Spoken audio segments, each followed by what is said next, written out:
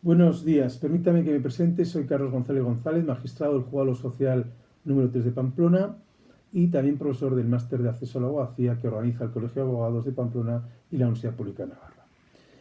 Cámara de Comercio ha tenido la iniciativa de programar una sesión formativa de varias horas que tendrá lugar el 16 de octubre del presente año, en el que se trata de analizar la normativa, la reciente normativa sobre trabajo o trabajo a distancia, aprobado por el Real Decreto Ley 28/2020. Se trata de una norma importante que entronca con normativa de la Unión Europea y en concreto con el Acuerdo Marco sobre el teletrabajo de 2002 y en la que es visible precisamente esta influencia de la legislación europea y de ese Acuerdo Marco en el texto que queda aprobado. Aunque es cierto que hemos podido observar en las distintas redes sociales las claves de la nueva normativa, que todos más o menos podemos conocer, lo cierto es que profundizando en el texto aparecen muchas dudas y precisamente en la sesión formativa trataremos de dar respuesta y canalizar las dificultades en la aplicación e interpretación de la nueva norma en el ámbito de las relaciones laborales, tanto desde la perspectiva de la persona trabajadora como de la empresa que implementa esta modalidad contractual. Permítanme a estos efectos, y simplemente como una mera presentación de alguna de las cuestiones que serán objeto de tratamiento y análisis en esa sesión formativa, hacer referencia a algunas de las preguntas que ya se plantean una vez leído el texto, como por ejemplo las siguientes. ¿Cabe establecer retribuciones diferentes para el trabajo presencial y el trabajo a distancia? ¿Se puede incentivar el trabajo presencial con una mayor retribución? ¿Qué gastos realmente son a cargo de la empresa? ¿Cómo se sufragan o cómo se compensan o cómo se acreditan esos gastos? Por otra parte, ¿qué significación cabe atribuir a que la nueva norma, frente a lo que venía en el proyecto de ley, haya desaparecido la mención o a la expresión gastos indirectos, que ahora no aparece en la norma?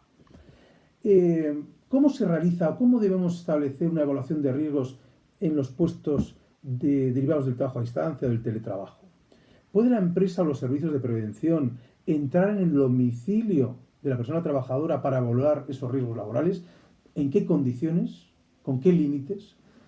¿Realmente el trabajo a distancia, el teletrabajo, que durante el confinamiento y durante la aplicación de las medidas de emergencia sanitaria derivada de la COVID-19 ha tenido una presencia importante en nuestro país, realmente nos estamos cuestionando, ¿es una medida que favorece la conciliación de la vida familiar y laboral? Analizaremos esta cuestión. Hay una duda también que se plantea en orden a si es posible fijar varios lugares de trabajo. O, por ejemplo, ¿qué ocurre si una persona trabajadora se desplaza en verano a una segunda residencia en la playa con la intención de prestar servicios desde allí? ¿Esto es posible? ¿Cómo se podría articular teniendo en cuenta que en el acuerdo sobre el trabajo a distancia se debe fijar un concreto lugar de trabajo, se debe identificar en el acuerdo? Hay aspectos muy importantes sobre el control empresarial de la actividad del trabajador por vía del teletrabajo o trabajo a distancia. Entonces, ¿cómo controla o puede controlar la empresa esa actividad laboral? ¿Qué instrumentos de control son válidos y legítimos? Por otra parte, ¿es aplicable la obligación de registrar la jornada en el trabajo y qué medios o sistemas de control se pueden utilizar que no afecten al derecho a la intimidad y que respeten la dignidad de la persona trabajadora? ¿Cómo se determina en esta modalidad de contrato o de prestación de servicios los excesos de jornada, la realización de las horas extraordinarias? ¿Es aplicable los límites de jornada y de descansos diarios y semanales a esta normativa?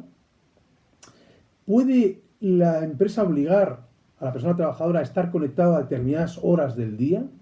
¿Y cómo se relacionaría esta obligación con un derecho de la persona trabajadora a la desconexión digital? ¿Cómo se articula la aplicación de la nueva norma con las previsiones sobre teletrabajo que ya establecía el Real Decreto Ley 8/2020 dentro de la legislación excepcional y aluvional vinculada a la COVID-19? ¿Va a seguir teniendo vigencia ese teletrabajo a que se refiere esta normativa de excepción? Porque podemos encontrarnos con algunas sorpresas en este sentido.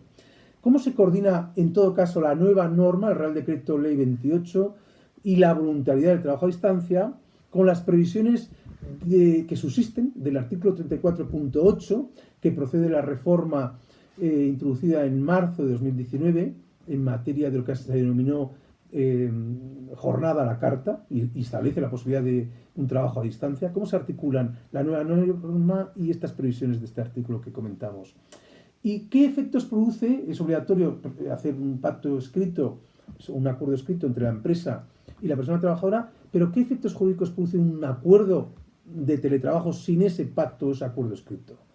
¿Y qué consecuencias jurídicas tiene para la empresa no incluir alguna de las menciones obligatorias en el pacto sobre el teletrabajo? Asimismo, debe entregarse determinada información al representante de los trabajadores sobre el teletrabajo implantado en la empresa, pactado con la persona trabajadora.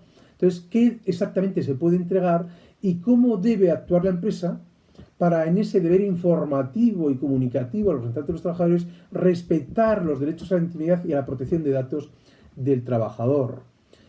Hay orientaciones de la Agencia de Protección de Datos sobre estos temas que debemos tener en cuenta. ¿Qué prevenciones debe tener en cuenta la empresa al implementar el teletrabajo para respetar toda la normativa de protección de datos? Por ejemplo, ¿cómo debe actuar una empresa cuando se están realizando videoconferencias, las reuniones online, que encima pueden estar grabándose? ¿La persona trabajadora tiene derecho al acceso a esa grabación y solicitar a la empresa que se lo ponga a su disposición? ¿Cómo se articulan todas estas cuestiones? Hay otras cuestiones también relevantes, como cómo ejercita realmente la persona trabajadora el derecho a reversibilidad cuando en aquellos supuestos en que la empresa no tenga puestos presenciales cuando se está ejercitando, o ni siquiera ya hay centro de trabajo. Otras perspectivas ya de seguridad social vinculada al teletrabajo van vinculados a si podemos considerar un accidente de trabajo el ocurrido en el domicilio. ¿Qué requisitos deberían concurrir para poder afirmar que estamos ante un accidente laboral a efectos prestacionales o de responsabilidad empresarial? ¿Es aplicable la presunción de laboralidad del accidente laboral en el ámbito de esta modalidad contractual? ¿Un ictus o un infarto producido en el domicilio lo podemos calificar de accidente de trabajo? ¿Puede la empresa exigir que determinadas horas o determinados días las personas trabajen con un régimen de disponibilidad o que acudan, por ejemplo, en determinadas horas o días al centro de trabajo de forma obligatoria? ¿Constituye jornada de trabajo el desplazamiento desde el domicilio en el que se prestan los servicios al centro de trabajo determinados días de la semana o del mes? ¿Cómo computan estos trabajadores en las elecciones sindicales o al determinar el umbral en la aplicación de las medidas de flexibilidad interna y diferenciar lo que es una medida individual y una medida colectiva, como por ejemplo un despido colectivo o un ERTE? ¿Qué procedimiento judicial es aplicable para reclamar el trabajo a distancia pactado o que esté previsto un convenio colectivo contra la sentencia que en su caso se dicte en instancia? ¿Cabrá recurso de suplicación? ¿Cómo se articulan esas vías procesales de reclamación dependiendo si estamos en el ámbito puro del trabajo a distancia o si están en colisión con los derechos de conciliación?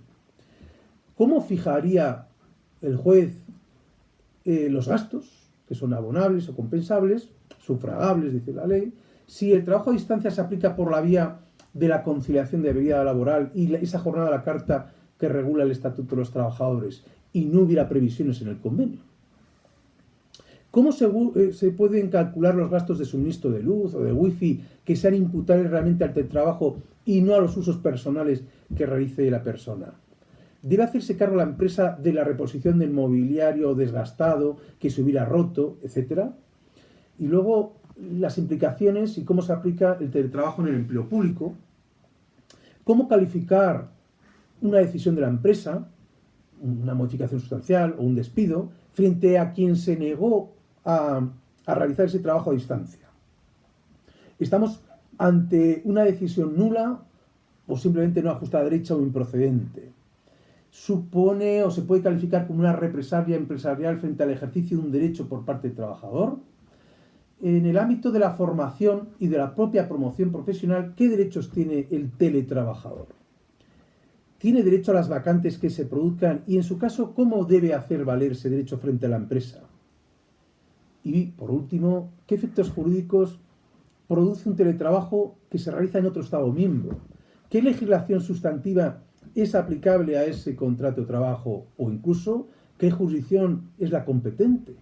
La de Francia, la de Alemania, la de España, si la empresa es de aquí, el trabajador es de aquí, pero los servicios se prestan en otro Estado miembro, o si el Estado en el que se prestan los servicios de teletrabajo ni siquiera forma parte de la Unión Europea. Bueno, pues como ven, son muchas las implicaciones, las dudas, las preguntas que surgen con ocasión de la puesta en práctica de esta modalidad contractual. Espero que verles en la sesión formativa que está organizando Cámara de Comercio y que podamos interactuar y dar respuesta a gran parte o a todas las que estamos comentando entre todos. Muchas gracias por su atención y espero verles. Gracias.